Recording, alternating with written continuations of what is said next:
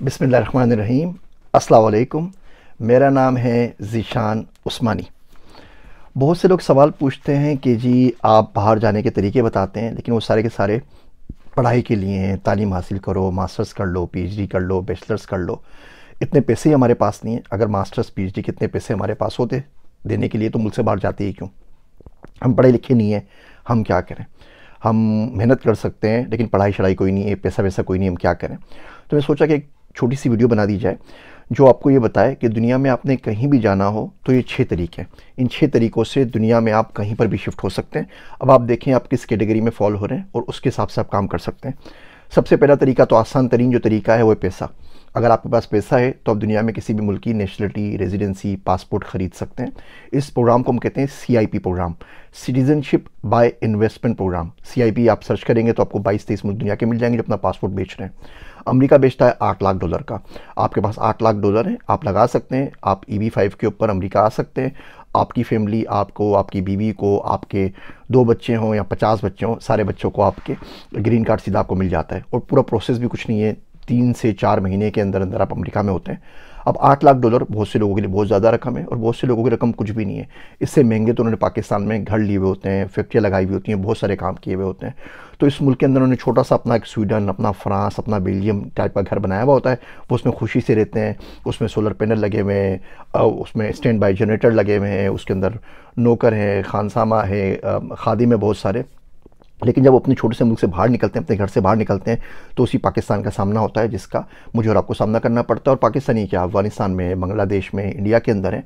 तो पहला तरीका है सिटीजनशिप बाय इन्वेस्टमेंट, पैसे के ऊपर। $8 लाख में आपको अमेरिका का पासपोर्ट मिल जाता है। 5 लाख पाउंड के अंदर आपको मिल जाता है यूके का पासपोर्ट।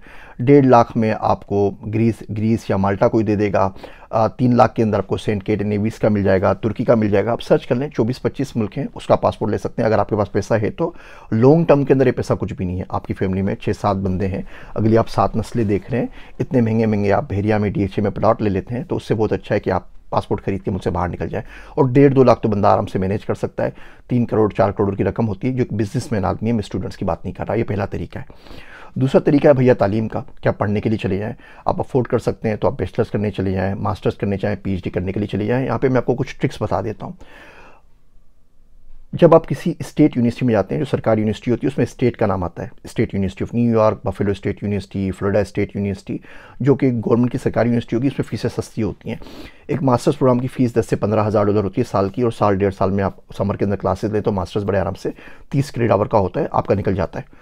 शुरू में आपको पहले सेमेस्टर की फ़ीस देनी है $5-6 हज़ार। अच्छा, जब आप पढ़ने के लिए आते हैं तो 20 घंटा आप काम के लिए अलाउ होते हैं। तो आप ऑन कैंपस जॉब कर सकते हैं, कैफेटेरिया में काम कर लें, पब्लिक सेफ्टी में काम कर लें, अकाउंट्स में काम कर लें, आपको TA शिप मिल जाती है, आपको RA शिप मिल जाती है, तो पैसे आप कुछ ना कुछ कमा लेते हैं।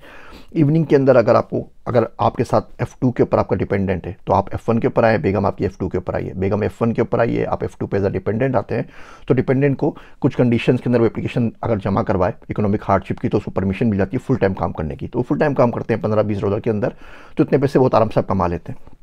अच्छा, साल भर आप ये काम करें, उसके बाद आपको 3 साल की OPT मिलती है, ऑप्शनल प्रैक्टिकल ट्रेनिंग।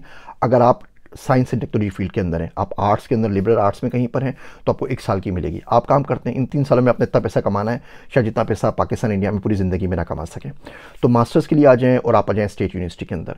बैचलर्स में आना है तो सारी यूनिवर्सिटी में अलग अलग अप्लाई करने की ज़रूरत नहीं है। 2-3 वेबसाइट हैं, उनके थ्रू आप सब पे अप्लाई कर सकते हैं। कॉमन ऐप है, कॉलिशन पार्टनर है, इसके ऊपर मैं एक अलग से वीडियो बना दूंगा कि आप 2-3 वेबसाइट के ऊपर एप्लीकेशन जमा करवा दें। वो 6,000 यूनिवर्सिटीज़ में आपकी एप्लीकेशन खुद ब खुद जमा करवा देती है। आपको बार बार सबको रिकमेंडेशन लेटर नहीं भेजने, सबको अपनी ट्रांसक्रिप्ट नहीं भेजनी, सबको आपको सील एनवेलप में कुछ नहीं भेजना, वो खुद ही आपके बिहाफ के ऊपर अप्लाई कर देते हैं। मैं उसके बाद अलग से वीडियो बना दूंगा। तो तीसरा फिर आपके पास वो भी है, PhD है। PhD के लिए आप स्कॉलरशिप ले लीजिए, फुल ब्राइट है, शेवनिंग स्कॉलरशिप है। दुनिया भर की यूनिवर्सिटीज़ हैं, दुनिया में 200 ममालिक हैं, 15,000 से ऊपर बड़ी यूनिवर्सिटियाँ हैं, और स्कॉलरशिप की तादाद तकरीबन 10-12 हज़ार से ऊपर होगी। तो पूरी दुनिया में अगर आपको कोई यूनिवर्सिटी को स्कॉलरशिप नहीं मिल रही तो यकीन जानिए कसूर आपका है कि आपने ChatGPT से मदद नहीं ली या गूगल से मदद नहीं ली, और किसी का कसूर नहीं है। तो पहला तरीका हमारे पास हो गया पैसे का, दूसरा तरीका हमारे पास हो गया पढ़ाई का, तीसरा तरीका है मेहनत का। आपके पास पैसा भी नहीं है, आपके पास पढ़ाई भी नहीं है, आप मेहनत कर सकते हैं। आप 14, 15, 16 घंटे काम कर सकते हैं। अब मेहनत की आप क्या करें, तो मेहनत कर सकते हैं। आप बोले जी मैं आपके स्लॉटर हाउस में काम कर लूँगा, मुझे गोश्त काटना आता है, तो सर काम मशीनों से होता है, हाथ का काम किसी को नहीं आता। मुझे शेफ़ का काम आता है। यहाँ पे पर्सनल शेफ़ जो होते हैं, वाइट हाउस में शेफ़ चाहिए, 6 महीने से ढूंढते फिर रहे हैं, शेफ़ नहीं मिला है। पूरे अमेरिका में कोई 700 पर्सनल शेफ़ नहीं है, होटल वाले शेफ़ हैं, पर्सनल जो घरों के ऊपर काम कर सकें। आप बोले जी मेहनत कर सकता हूँ, अच्छा खाना बना दूंगा, मैं बहुत अच्छा गार्डनर का काम कर सकता हूँ, माली का काम कर सकता हूँ, मैं बहुत अच्छा तरखान हूँ, मैं बहुत अच्छा कारपेंटर हूँ, बढ़ई का काम अच्छा कर सकता हूँ, मोची का काम अच्छा कर सकता हूँ। अब इन लोगों के लिए बंदे नहीं है, यहाँ के लोग ये वाले काम करते नहीं हैं, इनको छोटे काम लगते हैं, ये उन्हें काम करने छोड़ दिए। जो नई नस्ल आईपैड के ऊपर पैदा हुई है ना, उसको बस चाहिए कि वो घर पे बैठे बैठे बिस्तर पे बैठे बैठे लैपटॉप से पैसा बना ले, उससे मेहनत वाला काम नहीं होता। आप लोग मेहनती लोग हैं। मिसिंग क्या है आपके पास? आपको लैंग्वेज नहीं आती। तो अगर आपके पास मेहनत है तो आपने सिर्फ एक काम ये करना है, आपने लैंग्वेज सीख लेनी है उस मुल्क की। आपको अमेरिका आना है, आप अंग्रेज़ी सीख लीजिए, कनाडा के लिए भी अंग्रेज़ी काम आ जाएगी, ऑस्ट्रेलिया के लिए काम आ जाएगी, न्यूजीलैंड के लिए काम आ जाएगी, यूरोप में वो जगह पे काम आ जाएगी। तो अंग्रेज़ी सबसे ज़्यादा ज़रूरी है। बल्डिट्स के ऊपर मैं वीडियो बना चुका हूँ, मैं बता चुका हूँ अंग्रेज़ी कैसे सीखें, वीडियो बना चुका हूँ, लिंक फिर शेयर कर दूँगा, आप उससे अंग्रेज़ी सीख सकते हैं।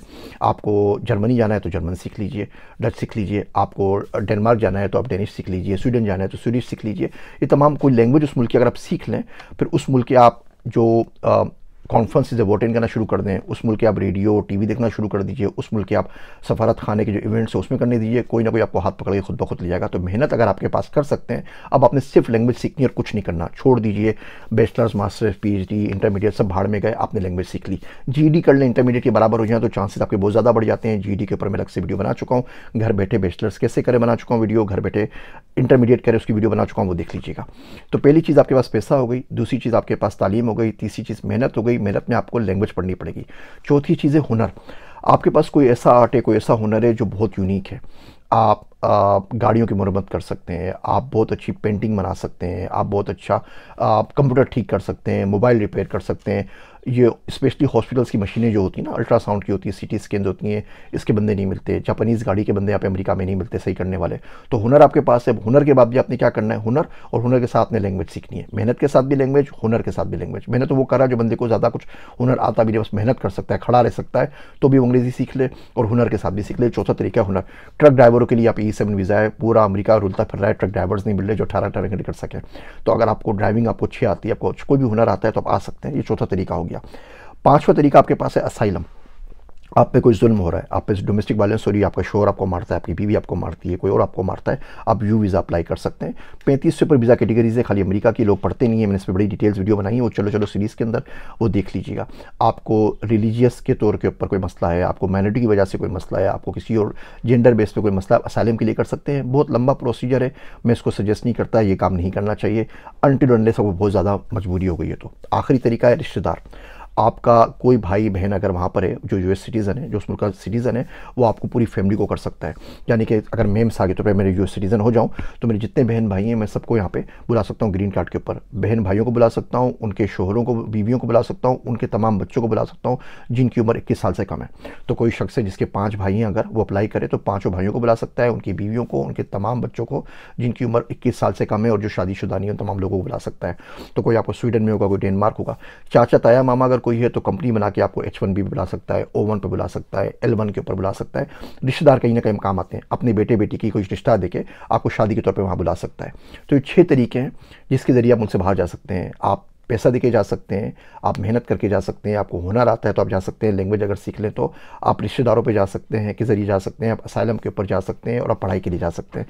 तो किसी भी दुनिया में मुल्क में आपने जाना हो, ये 6 तरीके हैं, इन तरीक़ों अगर आप काम करें तो बहुत आराम से उस मुल्क के ऊपर पहुँच जाएंगे। मेरी बातें सुनने का शुक्रिया। मेरे वास्ते दुआ कीजिएगा। जो वेबसाइट है जो आपको इस पूरे प्रोसेस में मदद कर सकती हैं उनके लिंक शेयर कर रहा हूँ। अस्सलाम वालेकुम।